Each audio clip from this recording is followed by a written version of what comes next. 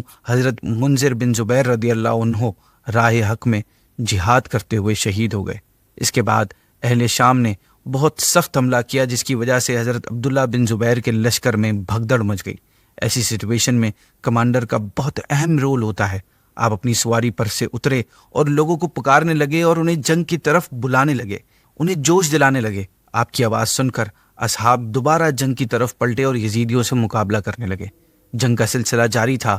حسین بن نمیر کے لشکر نے مکے کو گھیر لیا اور مسجد الحرام پر حملہ شروع کیا۔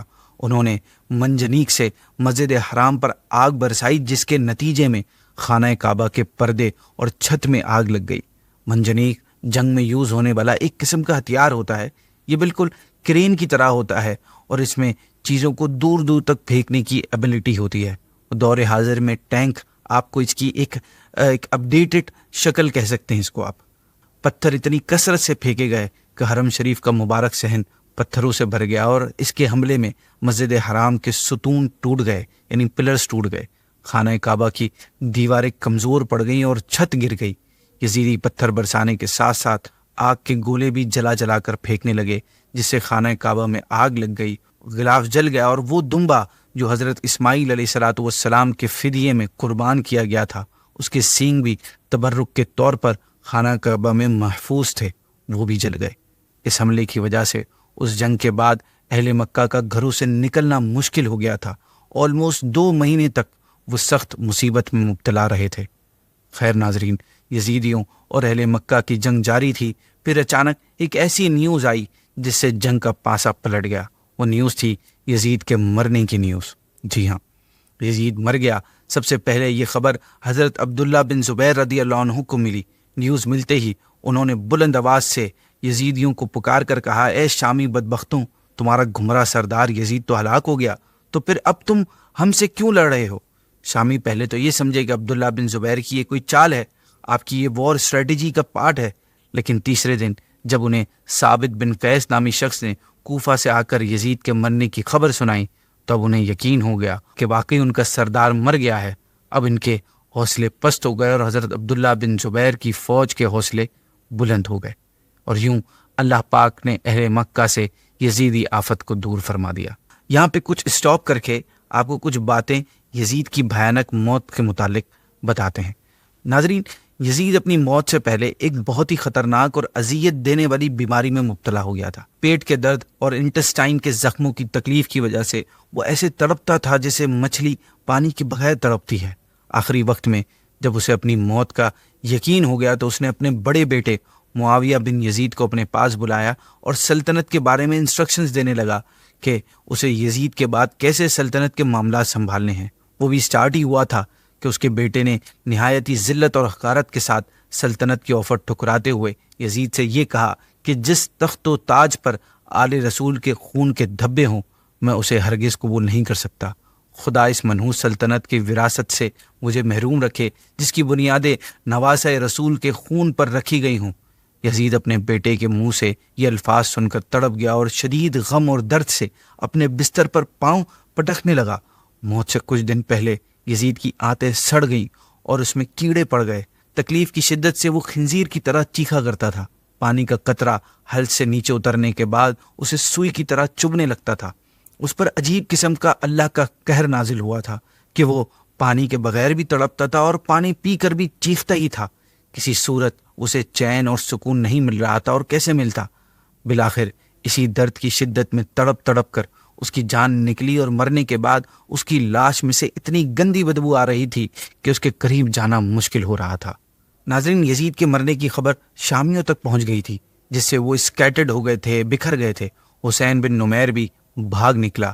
یزید کے موت کے بعد مروان بن حکم نے لوگوں کو اپنے ہاتھ پر بیعت کرنے کا کہا۔ پھر جب مروان بھی مر گیا تو عبد الملک بن مروان نے اپنے ہاتھ پر بیعت کرنے کا اعلان کیا اور حجاج بن یوسف کو ایک لشکر دے کر اس کا امیر مقرر کر کے مکہ مکرمہ روانہ کیا۔ حجاج مکہ پہنچا تو جبل ابی قبیس پہ چڑھ کر اس نے وہاں منجنیق سیٹ کی اور مسجد حرام میں حضرت عبداللہ بن زبیر اور ان کے ساتھیوں پر پتھر برسائے۔ جس دن حضرت عبداللہ بن زبیر کی شہادت کا دن تھا، اس دن ارلی مارننگ آپ نے اپنی والدہ حضرت اسما بنت ابی بکر رضی اللہ تعالی عنہا کے پاس آئے۔ اس وقت آپ کی والدہ کی ایج 100 سال تھی اور ابھی تک ان کا کوئی دانت تک نہیں گرا تھا اور نہ ہی آنکھوں کی بینائی میں کچھ فرق آیا تھا۔ والدہ نے آپ سے پوچھا، اے عبداللہ تمہاری جنگ کا کیا ہوا؟ آپ نے عرض کی، دشمن فلاں مقام تک پہنچ چکا ہے۔ یہ کہہ کر آپ مسکرا دیے اور کہا، بے شک موت ہی میں راحت اور آرام ہے۔ آپ کی والدہ نے کہا، اے میرے بیٹے، شاید تم نے میرے لیے موت کی تمنا کی ہے، لیکن مجھے تو اس وقت تک نہیں مرنا پسند جب تک تمہارا کچھ فیصلہ نہ ہو جائے۔ اگر تم جیت گئے تو اس سے میری آنکھیں ٹھنڈی ہو جائیں گی، اور اگر تم قتل کر دیے گئے تو میں اسے باعث ثواب سمجھوں گی کہ میرا بیٹا راہ حق میں شہید ہو گیا۔ پھر جب آپ نے اپنی والدہ کو الوداع کہا تو والدہ نے آپ کو نصیحت کرتے ہوئے فرمایا، بیٹا تم قتل کے خوف سے اپنے دین کی کوئی خصلت نہ چھوڑنا۔ یہ نصیحت سن کر آپ وہاں سے روانہ ہو گئے اور مسجد میں داخل ہوئے۔ لوگوں نے آپ سے عرض کی کہ کیا ہمیں دشمن سے صلح کی بات نہیں کرنی چاہیے؟ آپ نے فرمایا، کیا صلح کا وقت ہے یہ؟ پھر آپ نے فرمایا، اللہ کی قسم اگر دشمن تمہیں اس وقت کعبے کے اندر بھی پا لیں تو ضرور تمہیں ذبح کر دیں گے۔ پھر آپ نے ایک شعر پڑھا جس کا ترجمہ کچھ یوں بنتا ہے کہ میں ذلت و رسوائی کے بدلے زندگی کا خریدار نہیں ہوں اور نہ ہی موت کے ڈر سے سیڑھی پر چڑھنے والا ہوں۔ آپ نے اپنے ساتھیوں کو نصیحت کرتے ہوئے فرمایا، جس طرح تمہارے چہرے غصے سے بھرے ہوئے ہیں اسی طرح تمہاری تلواریں بھی غصے کی آگ اگلیں، کسی کی تلوار نہ ٹوٹنے پائے کہ پھر وہ عورت کی طرح ہاتھوں سے اپنا دفاع کرنے لگے۔ اللہ کی قسم جب بھی کسی لشکر سے میرا سامنا ہوا ہے تو میں ہمیشہ پہلی صف میں رہا۔ پھر آپ نے شامیوں پر حملہ کر دیا۔ ناظرین، سب سے پہلے اسود نامی آدمی نے آپ کا مقابلہ کیا۔ آپ نے تلوار کے ایک ہی وار میں اس کی ٹانگ کاٹ دی۔ اسی طرح مسلسل آپ شامیوں پر حملہ کرتے رہے اور انہیں مزے سے دور بھگاتے رہے، اور ساتھ ساتھ یہ فرماتے رہے کہ کاش کوئی ایسا شخص بھی ہم پلہ ہوتا کہ میں اس کے لیے کافی ہوتا۔ تاریخی کتابوں میں آتا ہے کہ مسجد کی چھت پر آپ کے کچھ مددگار چڑھے ہوئے تھے جو دشمنوں پر اینٹیں برسا رہے تھے۔ کسی دوران اتفاق سے ایک اینٹ آپ کے سر کے درمیان آ لگی جس سے آپ کا سر پھٹ گیا اور آپ ٹھہر گئے اور فرمانے لگے، ہم وہ لوگ نہیں کہ پیٹھ پھیرنے کی وجہ سے ہماری ایڑیوں پر خون گرتا ہو، بلکہ ہم وہ ہیں جو سینہ سپر ہونے کی وجہ سے ہمارے قدموں پر خون ٹپکتا ہے۔ لیکن ناظرین، اس زخم کی شدت بہت زیادہ تھی جس کی وجہ سے آپ نے ڈھال ہو کر زمین پر تشریف لیا ہے۔ دشمنوں کو موقع مل گیا، چنانچہ انہوں نے آگے بڑھ کر تلوار سے ایک زوردار وار کر کے آپ کا سر مبارک تن سے جدا کر دیا۔ انا للہ و انا الیہ راجعون۔ شامیوں نے صرف اس پر آپ کو شہید کرنے پر ہی نہیں رکے بلکہ آپ کے جسم مبارک کو سولی پر لٹکا دیا گیا۔ حضرت یعلا تیمی رحمۃ اللہ تعالی علیہ بیان کرتے ہیں کہ میں نے حضرت عبداللہ بن زبیر کی شہادت کے 3 دن بعد مکہ مکرمہ حاضر ہوا تو میں نے دیکھا کہ ابھی تک آپ کی لاش مبارک سولی پر تھی۔ آپ کی والدہ لاش مبارک کے پاس آئیں اور حجاج بن یوسف سے کہا، کیا ابھی تک اس شہ سوار کے اترنے کا وقت نہیں آیا؟ حجاج بولا، یہ منافق ہے، معاذ اللہ۔ آپ کی والدہ حضرت اسما رضی اللہ عنہا نے فرمایا، اللہ کی قسم یہ منافق نہیں تھا بلکہ یہ تو روزہ دار، عبادت گزار اور نیکوکار تھا۔ حجاج نے کہا، ہے بڑھیا، واپس چلی جا، تیری عقل زائل ہو گئی ہے۔ آپ نے فرمایا، نہیں، میری عقل زائل نہیں ہوئی ہے، کیونکہ جب سے میں نے نبی کریم صلی اللہ علیہ وسلم سے یہ بات سنی ہے میری عقل زائل نہیں ہوئی ہے۔ آپ نے ارشاد فرمایا تھا کہ قبیلہ ثقیف سے ایک جھوٹا اور لوگوں کا قتل عام کرنے والا ایک شخص ظاہر ہوگا، پس جھوٹے شخص کو ہم دیکھ چکے ہیں، اور رہا لوگوں کا قتل عام کرنے والا تو وہ تو ہے۔ ناظرین، آپ نے یہ روایت تو شاید سن رکھی ہو کہ ایک مرتبہ حضرت عبداللہ بن زبیر رضی اللہ تعالیٰ عنہ بارگاہ رسالت میں حاضر ہوئے تو دیکھا آپ صلی اللہ علیہ وسلم حجامہ کروا رہے ہیں۔ آپ صلی اللہ علیہ وسلم فارغ ہوئے تو فرمایا، اے عبداللہ، یہ خون لے جاؤ اور ایسی جگہ محفوظ کراؤ جہاں کوئی نہ دیکھے۔ آپ فرماتے ہیں، باہر جا کر میں نے یہ سارا خون خود پی لیا۔ جب میں واپس آیا تو آپ صلی اللہ علیہ وسلم نے مجھ سے پوچھا کہ عبداللہ خون کہاں محفوظ کیا؟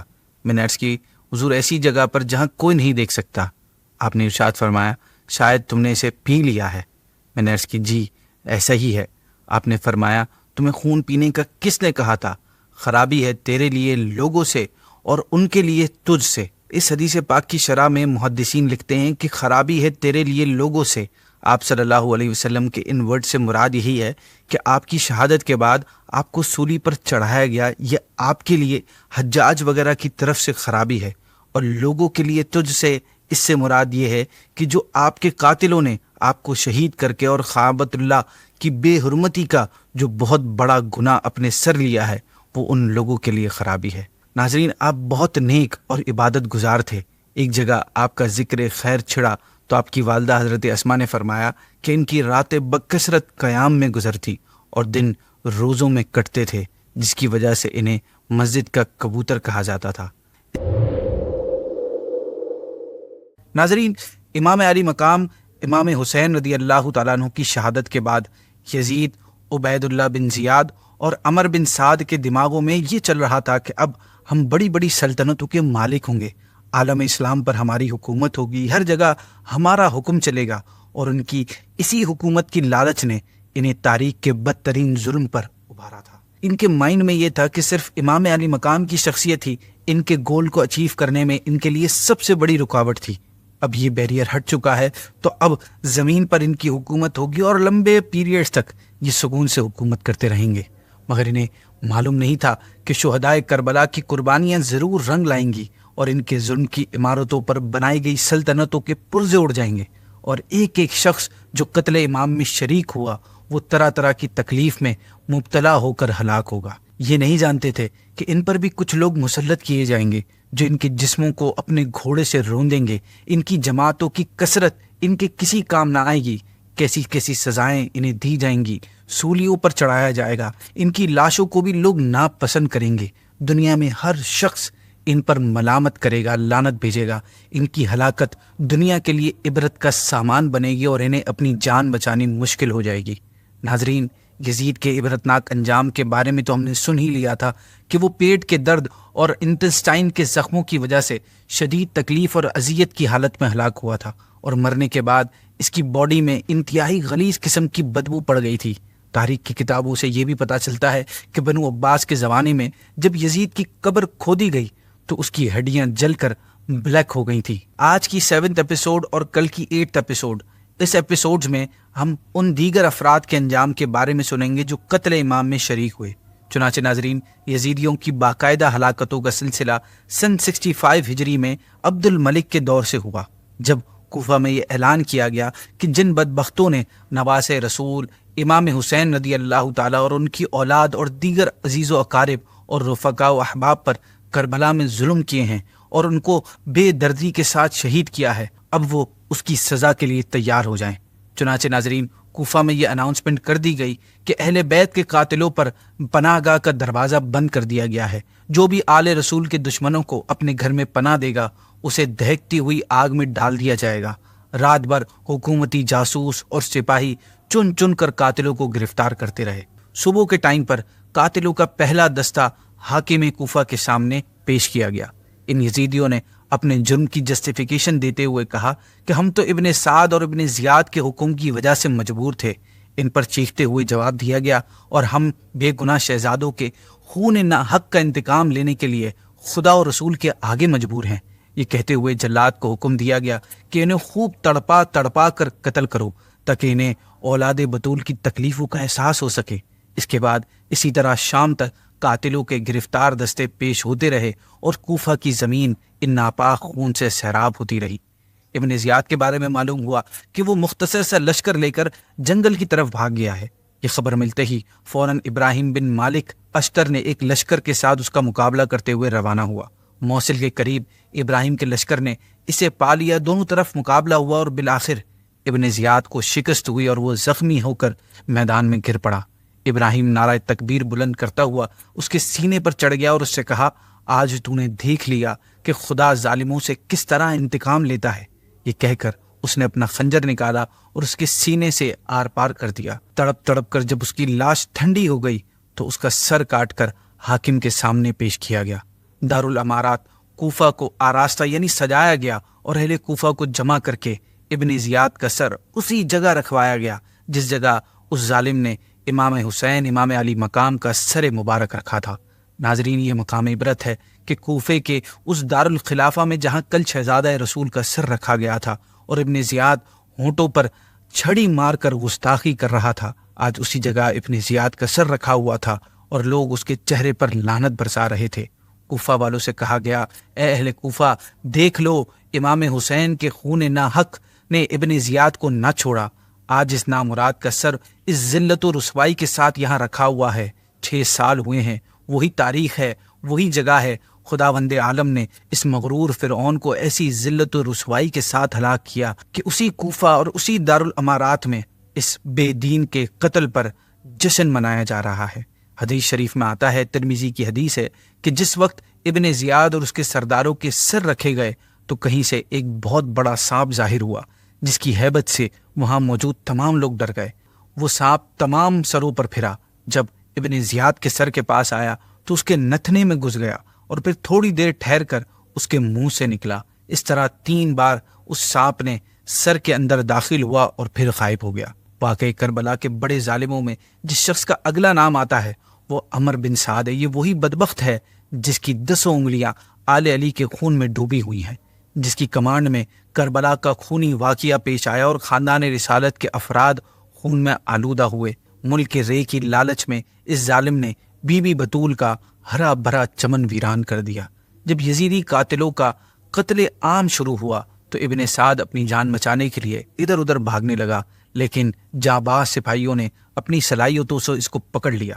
جس وقت ابن سعد سامنے آیا تو اس سے کہا گیا، او دشمن رسول، بتا تجھے کیا سزا دی جائے جس سے دنیا اسلام کے کلیجوں کی وہ آگ ٹھنڈی ہو جائے جو تیرے ناپاک ہاتھوں نے کربلا میں لگائی ہے۔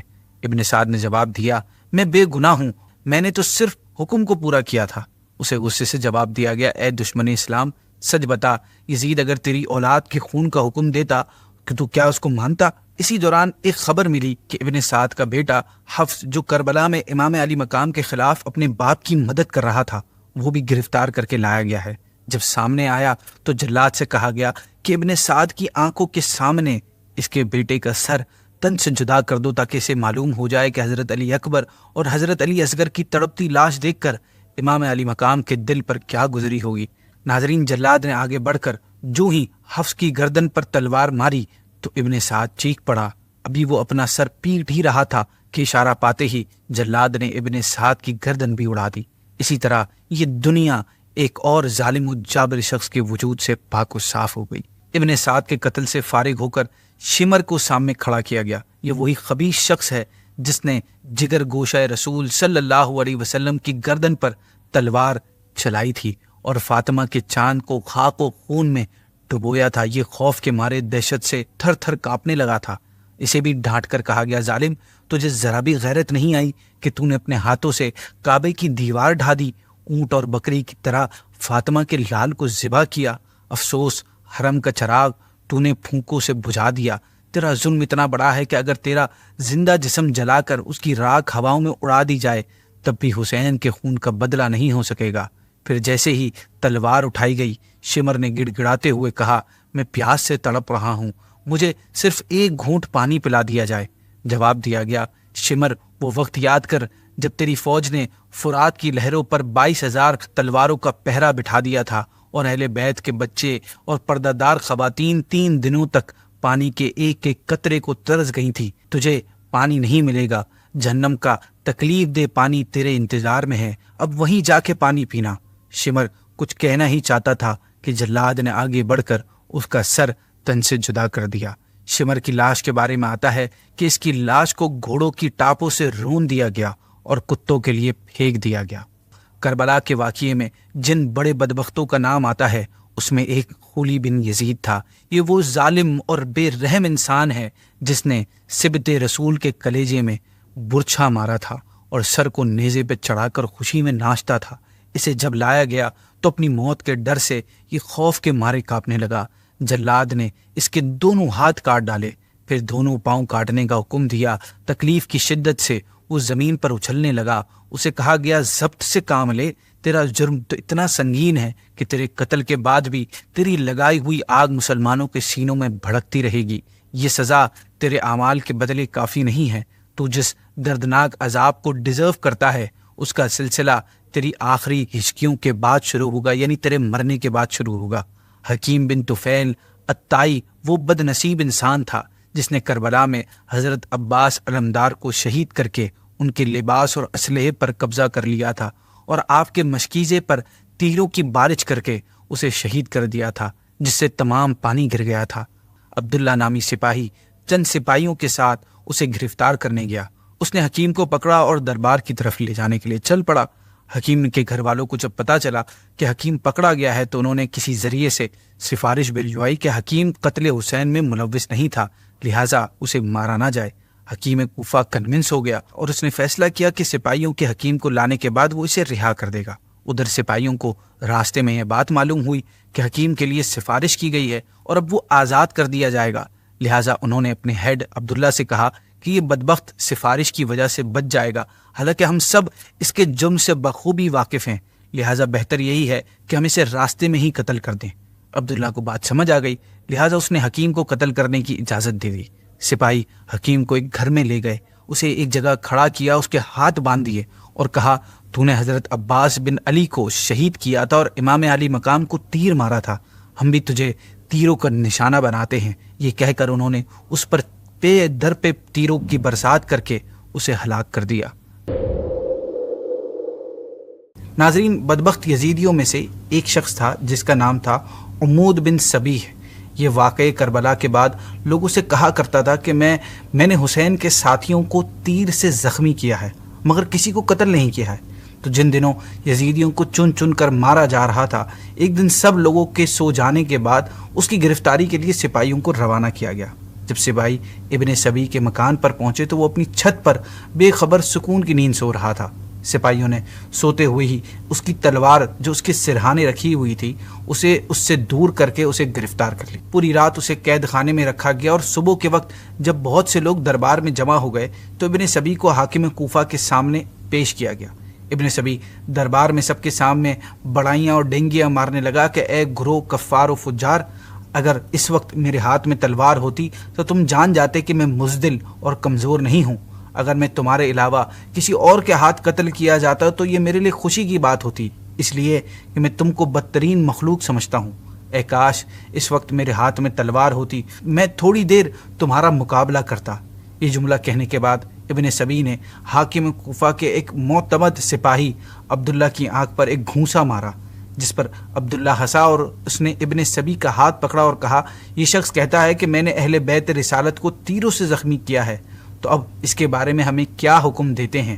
حکم دیا گیا کہ نیزہ لاؤ اور اسے نیزوں سے مارو۔ چنانچہ اسی وقت اس پر نیزے مارے گئے جب تک اس کے جسم سے جان نہیں نکل گئی۔ ایک شخص جس کا نام زید بن رکات تھا، اس بدبخت نے حضرت عبداللہ بن مسلم بن عقیل کو تیر مارا تھا جو ان کی پیشانی میں لگا تھا۔ انہوں نے پیشانی کو بچانے کے لیے ہاتھ آگے رکھا تھا مگر تیر اتنا تیز تھا کہ وہ ہاتھ سے پیشانی کے ساتھ پیوست ہو گیا، اور جب کوشش کے باوجود ان کا ہاتھ پیشانی سے جدا نہیں ہو پایا تو انہوں نے بارگاہ الہی میں دعا کیا، اللہ یا رب العالمین، ہمارے دشمنوں نے جیسے ہمیں ذلیل کیا ہے تو بھی ان کو ایسا ہی ذلیل کر، اور جس طرح انہوں نے ہمیں قتل کیا ہے تو بھی ان کو قتل کر۔ اور جب کوشش کے باوجود ان کا ہاتھ پیشانی سے جدا نہیں ہو پایا تو انہوں نے بارگاہ الہی میں دعا کی، یا رب العالمین، ہمارے دشمنوں نے جیسے ہمیں ذلیل کیا ہے تو بھی ان کو ایسے ہی ذلیل کر، اور جس طرح انہوں نے ہمیں قتل کیا ہے تو بھی ان کو قتل کر۔ پھر زید نے ان کے پیٹ میں ایک تیر مارا جس سے وہ شہید ہو گئے۔ ابن رکات کہا کرتا تھا کہ ان کے پیٹ کا تیر تو میں نے آسانی سے نکال لیا مگر جو تیر پیشانی پر لگا کوشش کے باوجود نہیں نکل سکا۔ حاکم کوفہ نے عبداللہ کو اس کی گرفتاری کے لیے روانہ کیا۔ عبداللہ سپاہیوں کے ساتھ پہنچ کر اس پر ٹوٹ پڑا۔ وہ بھی ایک بڑا بہادر آدمی تھا، وہ اپنی تلوار سے ان کا مقابلہ کرنے لگا۔ عبداللہ نے جب اس کی تلوار بازی دیکھی تو اپنے سپاہیوں سے کہا کہ اسے نیزے اور تلوار سے ہلاک نہ کرو بلکہ تیر اور پتھر مارو۔ یہ عبداللہ بن مسلم بن عقیل کی دعا کی قبولیت تھی کہ یہ اللہ، جس طرح انہوں نے ہمیں قتل کیا ہے تو بھی انہیں قتل کر۔ اس کے بعد سپاہیوں نے پے در پہ اس پر تیر اور پتھر پھینکے، جس کی تاب نہ لاتے ہوئے وہ زمین پر گر گیا۔ عبداللہ نے اپنے سپاہیوں سے کہا کہ دیکھو، اگر اس بدبخت کی جان باقی ہے تو اسے باہر لاؤ۔ جب اسے باہر لایا گیا تھوڑی سی جان اس میں باقی تھی، چنانچہ عبداللہ نے اسے اذیتناک طریقے سے مار کر اسے اس کے انجام تک پہنچا دیا۔ ناظرین، اس بدبخت یزیدیوں میں ایک اور شخص بھی تھا جس کا نام حرملہ بن کاہل تھا۔ یہ ظالم اور سفاک یزیدی ہے جس نے شیر خوار حضرت علی اصغر رضی اللہ تعالیٰ عنہ کے پھول جیسے نرم و نازک حلق پر تیر چلایا تھا، باغ رسالت کا وہ پیارا سا خوشبودار پھول ایک دم میں مرجھا گیا تھا۔ جب اس بدبخت کو سامنے لایا گیا تو جلاد کو حکم دیا گیا کہ حرملہ کے گلے پر تیروں کی بارش کی جائے اور نزع کے وقت آخری تیر گلے کے آر پار ہونا چاہیے۔ چنانچہ ایسا ہی ہوا اور اسی طرح تڑپ تڑپ کر حرملہ اپنے انجام کو پہنچ گیا۔ امام علی مقام کی شہادت کے بعد جبار بن یزید آپ کا امامہ شریف مذاق اڑانے کے ارادے سے اپنے ناپاک سر پر رکھ لیا تھا۔ اس نے اس جرم کی وجہ سے وہ کچھ دنوں بعد پاگل ہو گیا اور فولاد کی زنجیروں سے ٹکرا ٹکرا کر ذلت کی موت مرا۔ ایک شخص عبد الرحمن بن حسین نامی گستاخ اور بے ادب تھا جس نے خیمہ مبارک سے امام علی مقام کا لباس مبارک لوٹ کر پہنا تھا۔ اس گستاخی سے اسے یہ سزا ملی کہ وہ برص کی بیماری میں مبتلا ہو گیا، جس کی وجہ سے کوئی اس کے قریب نہیں جاتا تھا، کتوں کی طرح اسے دانہ دیا جاتا تھا۔ مرتے وقت اس کا چہرہ مسخ ہو گیا تھا۔ یزیدی فوج کا ایک سپاہی اسود بن حنظلہ نے امام علی مقام کی تلوار اپنے قبضے میں کر لی تھی۔ اس بے ادبی کی سزا اسے یہ ملی تھی کہ وہ جذام کی بیماری میں مبتلا ہو گیا تھا، سارا بدن اس کا پھوٹ پھوٹ کر بہنے لگا تھا۔ حضرت ابو الشیخ فرماتے ہیں کہ ایک مجلس میں لوگ آپس میں گفتگو کر رہے تھے کہ امام حسین رضی اللہ تعالیٰ عنہ کے قتل میں جس کسی نے بھی کسی طرح کوئی مدد کی ہے وہ مرنے سے پہلے کسی نہ کسی عذاب میں ضرور مبتلا ہوا ہے۔ اسی مجلس میں ایک بوڑھا بیٹھا ہوا تھا، اس نے کہا میں نے بھی مدد کی تھی مگر میں کسی عذاب میں مبتلا نہیں ہوا۔ اتنے میں وہ چراغ درست کرنے کے لیے اٹھا تو اس چراغ کی آگ نے اس بوڑھے کو پکڑ لیا جس سے اس کا پورا بدن جلنے لگا۔ وہ آگ آگ چلاتا ہوا دریائے فرات میں کود پڑا مگر وہ آگ نہیں بجھی اور اسی طرح جلتے ہوئے سسکتے ہوئے وہ بھیانک موت مر گیا۔ اسی طرح کے اور بھی واقعات کتابوں میں ملتے ہیں۔ ایک واقعہ یہ بیان ہوا ہے کہ ایک بوڑھا شخص امام علی مقام کے قتل میں شریک ہوا تو وہ اندھا ہو گیا۔ اس سے اندھے پن کا سبب پوچھا گیا تو اس نے بتایا کہ میں رسول اللہ صلی اللہ علیہ وسلم کو خواب میں دیکھا کہ آپ آستین مبارک چڑھاتے ہوئے اور ہاتھ شریف میں ننگی تلوار لیے کھڑے ہیں۔ آپ کے سامنے ایک چمڑا بچھا ہوا ہے اور 10 قاتلان امام حسین ذبح کیے ہوئے پڑے ہیں۔ جب آپ کی نگاہ مجھ پر پڑی تو آپ نے مجھے بہت ملامت کی اور ایک سلائی خون میں ڈبو کر میری آنکھوں میں پھیر دی۔ اسی وقت سے میں اندھا ہو گیا۔ حضرت علامہ ابن حجر مکی رحمۃ اللہ تعالی علیہ تحریر کرتے ہیں کہ یزید کے لشکر کا ایک سپاہی جس نے حضرت امام حسین رضی اللہ تعالیٰ عنہ کے سر مبارک کو اپنے گھوڑے کی گردن میں لٹکایا تھا، کچھ دنوں بعد اس کا چہرہ کالا ہو گیا تھا۔ اسی طرح روایت ہے کہ ایک بوڑھے نے بیان کیا کہ میں نے نبی کریم صلی اللہ علیہ وسلم کو خواب میں دیکھا کہ آپ کے سامنے ایک ٹرے رکھی ہوئی ہے جو خون سے بھری ہوئی ہے اور لوگ آپ کے سامنے پیش کیے جا رہے ہیں اور آپ اس خون کو ان کی آنکھوں میں لگا رہے ہیں، یہاں تک کہ میں بھی ان کے سامنے حاضر کیا گیا تو میں نے عرض کیا رسول اللہ صلی اللہ علیہ وسلم میں تو قتل حسین کے وقت موجود نہیں تھا۔ تو حضور صلی اللہ علیہ وسلم نے فرمایا تو اس کی تمنا رکھتا تھا کہ حسین قتل ہو؟ پھر آپ نے میری طرف اپنی انگلی کا اشارہ کیا تو میں اندھا ہو گیا۔ یہاں تو ہم ان ظالموں کے حوالے سے سن رہے ہیں جن کا تعلق واقع کربلا سے ہے، لیکن اس کے علاوہ بھی جو لوگ پیارے آقا صلی اللہ علیہ وسلم کے اہل بیت کے لیے اذیت کا سبب بنتے ہیں ان کا بھی بہت برا انجام ہوتا ہے۔ علامہ بارزی حضرت منصور سے روایت کرتے ہیں کہ انہوں نے ملک شام میں ایک ایسے شخص کو دیکھا جس کا منہ سور یعنی پگ جیسا تھا۔ انہوں نے اس سے اس کی وجہ پوچھی تو اس نے بتایا کہ وہ روزانہ حضرت علی رضی اللہ تعالیٰ عنہ اور ان کی اولاد پر 1000 مرتبہ اور جمعے کے دن 4000 مرتبہ لعنت بھیجا کرتا تھا معاذ اللہ۔ ایک رات اس نے خواب میں رسول اللہ صلی اللہ علیہ وسلم کو دیکھا اور ایک لمبا خواب اس نے بتایا جس میں ایک بات یہ بھی تھی کہ حضرت حسن رضی اللہ تعالیٰ عنہ نے اس کی لعنت بھیجنے کی نبی کریم صلی اللہ علیہ وسلم کی خدمت میں شکایت کی تو آپ نے اس پر لعنت فرمائی اور اس کے منہ پر تھوک دیا تو اس کا منہ سور جیسا ہو گیا اور لوگوں کے لیے ایک عبرت کا نشان بن گیا۔ میدان کربلا میں موجود ایک یزیدی کے بارے میں تاریخ کی کتابوں میں یہ بھی آیا ہے کہ اس کے پیٹ کی طرف ایک ایسی سخت گرمی پیدا ہوئی کہ گویا آگ لگی ہوئی ہے اور پیٹھ کی طرف بیک سائڈ پر ایسی سردی کہ اللہ کی پناہ۔ اس کنڈیشن میں اس کے پیٹ پر پانی چھڑکتے، برف رکھتے اور کسی بھی طرح اسے ٹھنڈا رکھنے کی کوشش کرتے مگر ٹھنڈک پیدا نہیں ہوتی، اور پیٹھ کی طرف آگ جلا کر گرمی پہنچانے کی کوشش کرتے مگر اس سے بھی کچھ فائدہ نہ ہوتا اور وہ ہر وقت پیاس پیاس چلاتا رہتا۔ تو اس کے لیے ستو، پانی اور دودھ لایا جاتا لیکن 5 مٹکے بھی اس کو پلائے جاتے تو بھی پی جاتا اور اس کے باوجود پیاس پیاس کر کے چلاتا، یعنی اس کی پیاس نہیں بجھ رہی تھی۔ اسی طرح وہ مستقل اذیت میں رہا جب تک پیتے پیتے اس کا پیٹ پھٹ نہیں گیا۔ حضرت علامہ جلال الدین سیوطی فرماتے ہیں کہ شہادت حسین کے بعد کوفہ میں 1 سال چیچک کی ایک ایسی بیماری پھیلی کہ جو لوگ امام حسین رضی اللہ تعالیٰ عنہ کو شہید کرنے کے لیے گئے تھے ان کی 1,500 اولاد چیچک سے اندھی ہو گئی۔ ناظرین، آج کی ایپیسوڈ میں ہم نے جانا کہ جس نے امام حسین کی شان میں بے ادبی گستاخی کی سب اپنی سزا کو پہنچے۔ مرتے وقت کسی کا منہ سور کی طرح ہو گیا، کوئی پاگل کتے کی مانند بھونکتا پھرتا۔ بہرحال واقعہ کربلا کے بعد خدا نے اپنی شان قہاری کے جو نمونے دکھائے انہیں ڈیٹیل کے ساتھ بیان کرنے کے لیے ایک لمبا وقت درکار ہے۔ ہم نے سنا تھا کہ یزید کے بعد مروان اور مروان کے مرنے کے بعد عبد الملک بن مروان خلیفہ بنا تھا۔ عبد الملک بن مروان 60 ہجری میں پیدا ہوا تھا اور عبداللہ بن زبیر رضی اللہ تعالیٰ عنہ کی خلافت میں اپنے باپ مروان ہی کی زندگی میں ولی عہد بن گیا تھا، یعنی حاکم بن گیا تھا۔ اس کی پرسنالٹی کے کچھ اچھے پہلو بھی ہیں اور کچھ برے، بلکہ عجیب اور خطرناک بھیانک کہا جائے تو بھی مبالغہ نہیں ہوگا۔ دراصل یہ خلیفہ بننے سے پہلے اچھا انسان معروف تھا، یعنی مشہور تھا۔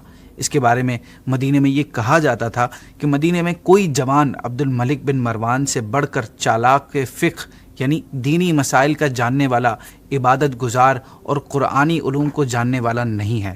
اس کے علم اور فقاہت کی بنیاد پر اس کے بارے میں بعض صحابہ کے تعریفی اقوال بھی ملتے ہیں، مگر اللہ پاک کی خفیہ تدبیر کو ہی نہیں جانتا۔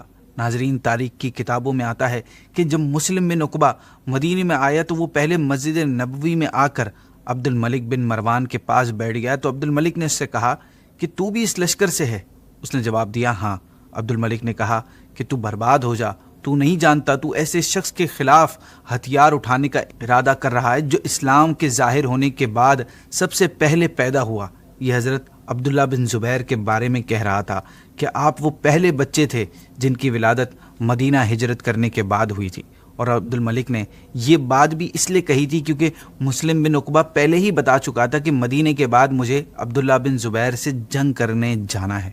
anyway ناظرین، عبد الملک نے مزید کہا کہ وہ رسول اللہ صلی اللہ علیہ وسلم کے صحابی حضرت زبیر رضی اللہ تعالیٰ عنہ کے بیٹے ہیں۔ رسول پاک صلی اللہ علیہ وسلم نے انہیں حاکم بنایا تھا۔ اگر تو دن کے وقت ان کے پاس جائے تو انہیں روزہ دار پائے گا، اگر رات کے وقت جائے تو نماز میں مشغول دیکھے گا۔ اگر تمام لوگ اس کے قتل پر اتفاق کر لیں تو خدا ان سب کو اوندے منہ دوزخ میں ڈالے گا۔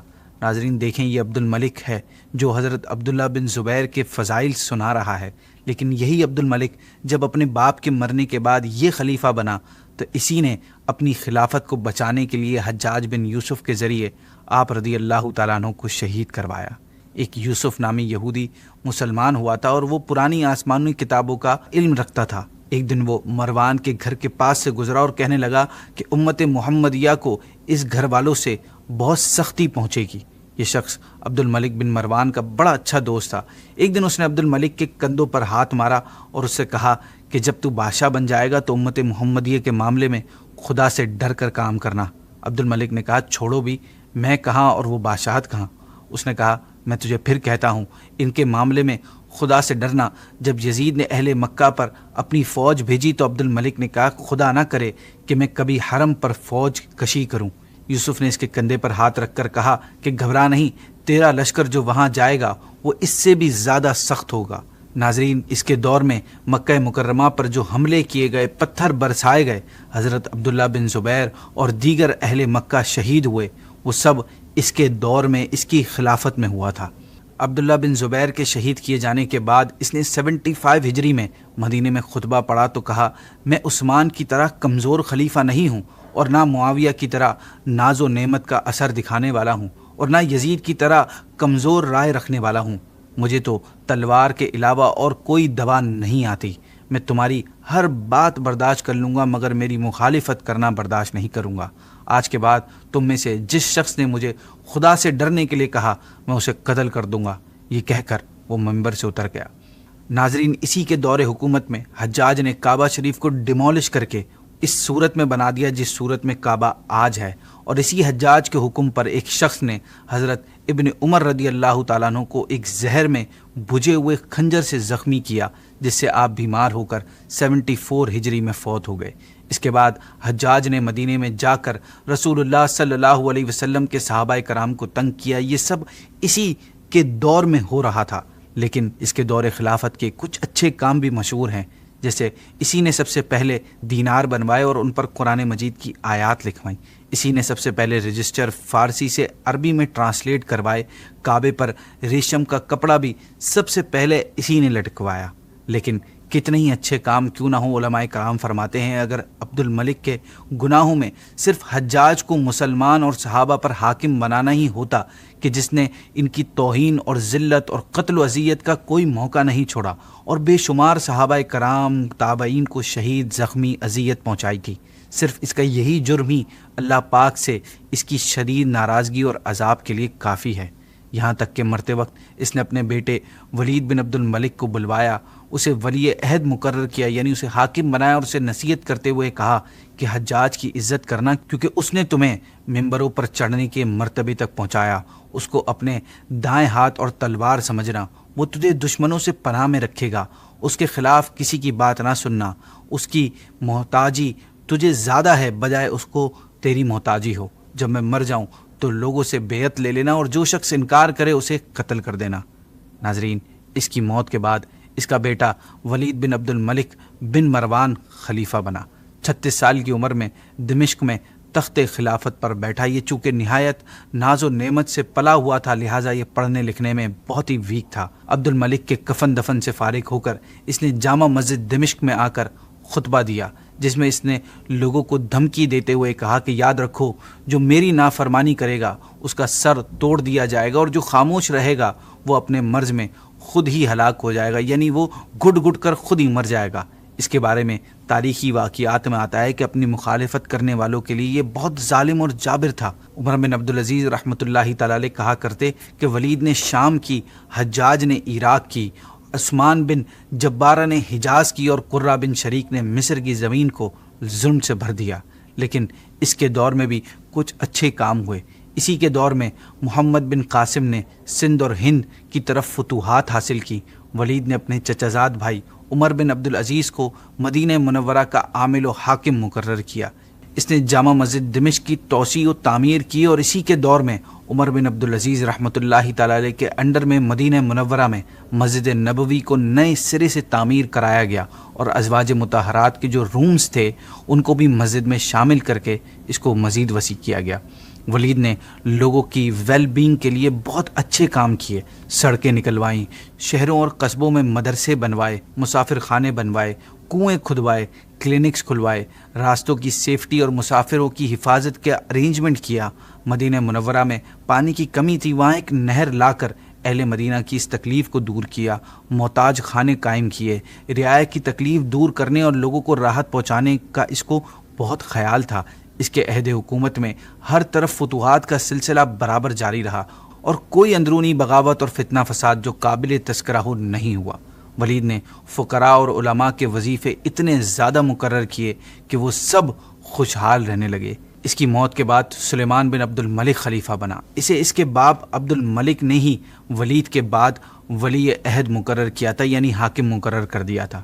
سلیمان اپنے بھائی ولید سے عمر میں 4 سال چھوٹا تھا۔ ولید کی وفات کے بعد اس کے ہاتھ پر جمادی الثانی سن 96 ہجری میں بیعت خلافت ہوئی۔ سلیمان عدل و انصاف اور جہاد کا شوقین تھا۔ اس کی خوبیوں کے بارے میں اتنا ہی کہنا کافی ہے کہ اس نے حضرت عمر بن عبدالعزیز رحمۃ اللہ تعالی علیہ کو اپنا وزیر اور اپنا مشیر بنایا ہوا تھا، اور انہی کے مشوروں پر چلتا تھا۔ یہی وجہ تھی کہ اس کے اخلاق و عادات میں اچھی خوبیاں پیدا ہو گئی تھی۔ حجاج کے عاملوں کو اس نے معزول کر دیا تھا، اور عراق کے قید خانوں میں جتنے شخص بھی قید تھے انہیں رہا کر دیا تھا۔ عہد بنو امیہ میں ایک بری رسم جاری ہو گئی تھی کہ وہ کامنلی نماز لیٹ کر کے آخر وقت میں پڑھتے تھے۔ سلیمان عبد الملک نے اس رسم کو مٹا کر نماز اول وقت میں پڑھوانے کی ترکیب شروع کی۔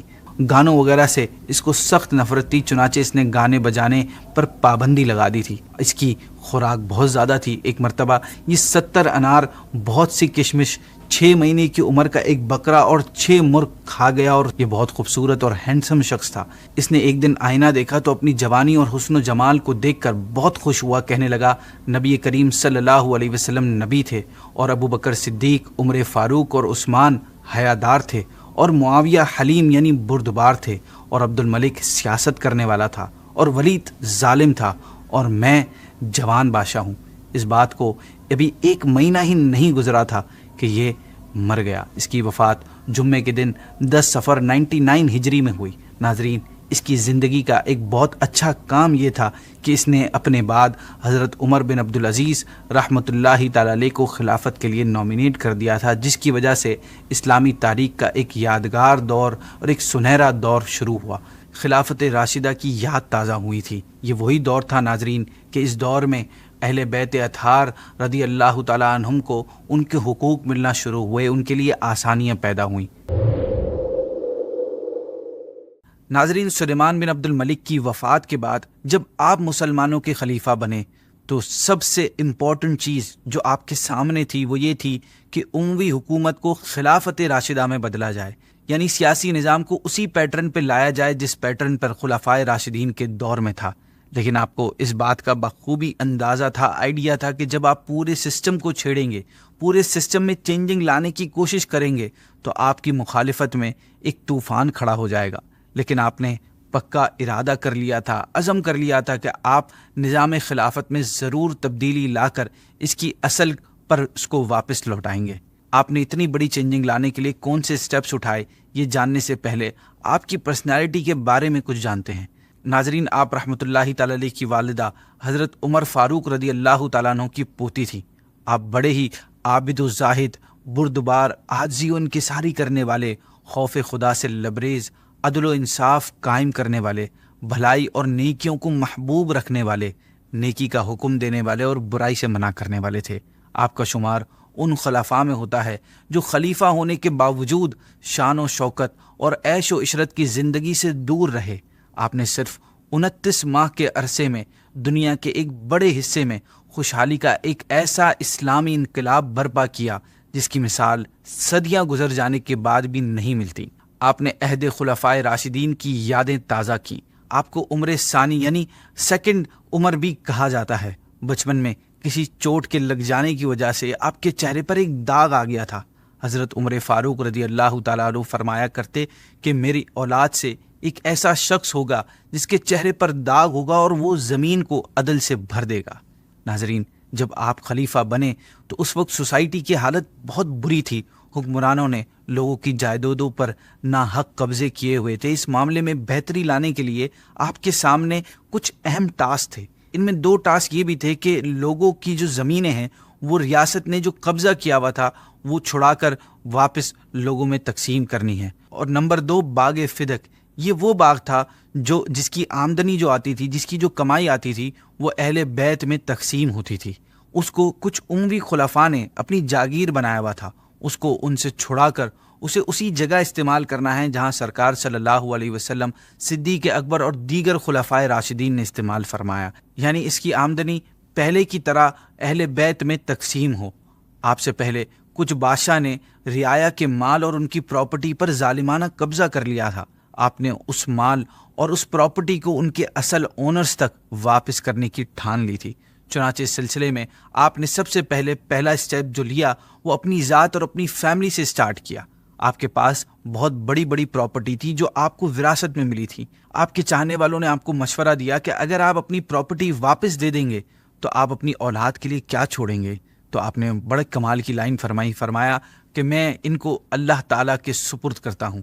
اس کے بعد آپ نے بنو مروان یعنی مروان کی اولادوں کو جمع کیا اور ان سے فرمایا، بنو مروان، تم کو شرف اور دولت کا وافر حصہ ملا، یعنی بہت زیادہ دولت ملی ہے۔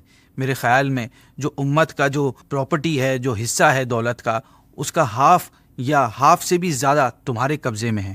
یہ لوگ اشارہ سمجھ گئے، لہٰذا انہوں نے عمر بن عبدالعزیز سے مخاطب ہو کر کہا، خدا کی قسم، جب تک ہمارے سر تن سے جدا نہ ہوں گے اس وقت تک ہم یہ پراپرٹی واپس نہیں کریں گے۔ خدا کی قسم، ہم اپنی اولاد کو مفلسی کی حالت میں نہیں چھوڑیں گے۔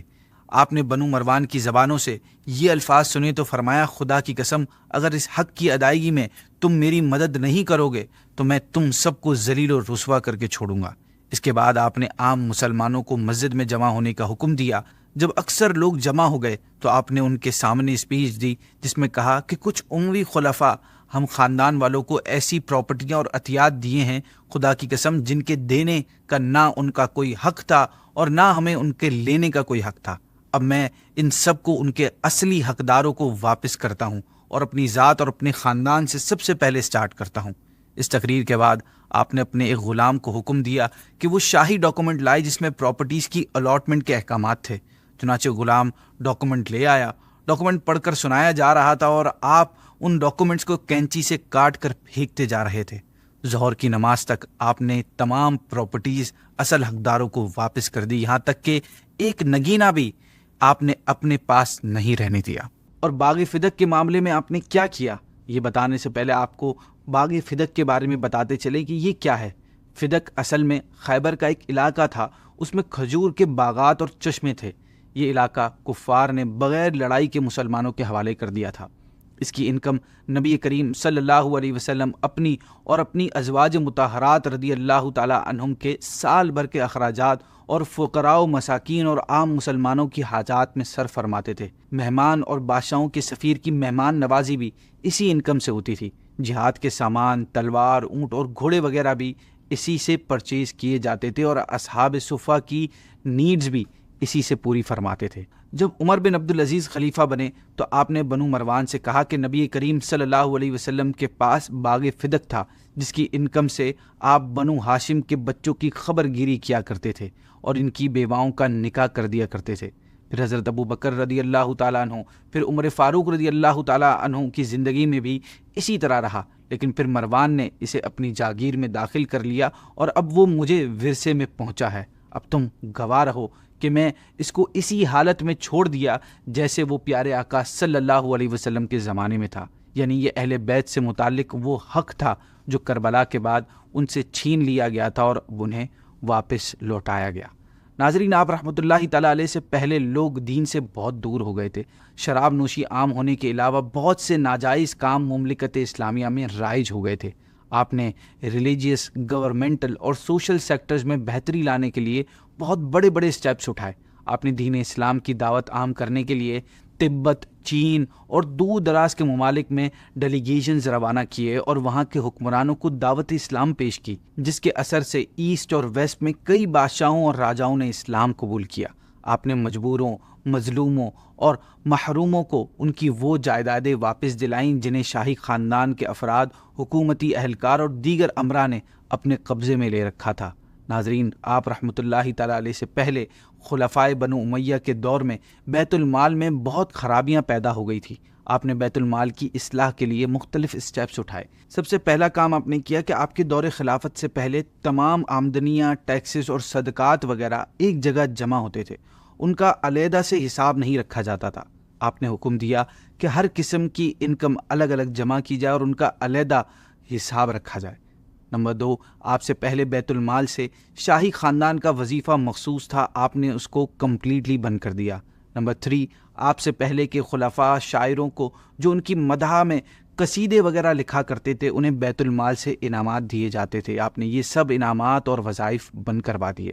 نمبر 4، آپ سے پہلے خلفاء جب عشاء اور فجر کی نماز کے لیے مسجد کی طرف جاتے تھے تو ایک آدمی روشنی کے لیے شمع لے کر ساتھ چلتا تھا اور شمع کا خرچہ بیت المال پر پڑتا تھا۔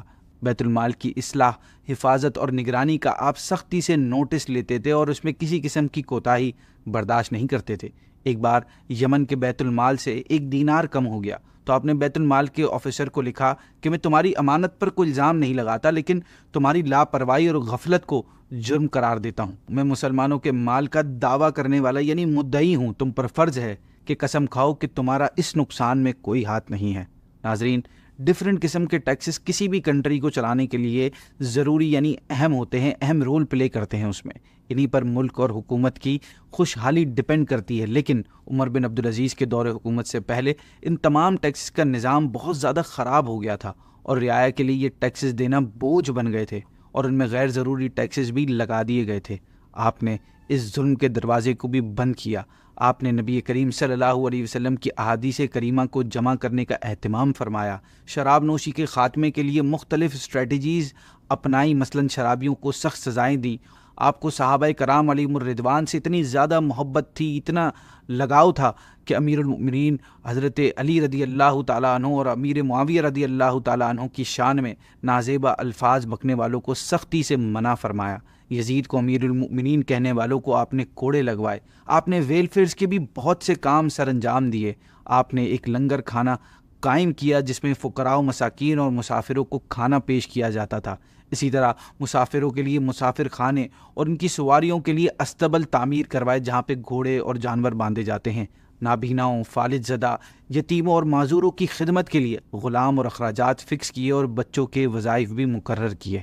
ناظرین، آفٹر کربلا یہ وہ دور تھا، سنہری دور تھا کہ جب اہل بیت کو مکمل طور پر ان کے حقوق دیے گئے اور مسلمانوں کے حالات جو کربلا کے بعد حد سے زیادہ بگڑ گئے تھے، خراب ہو گئے تھے، ان میں تبدیلی آئی۔